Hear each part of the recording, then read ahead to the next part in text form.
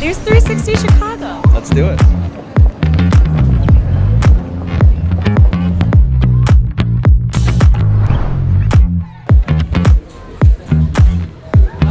Let's go check it out, guys. You can scan right there when you're ready.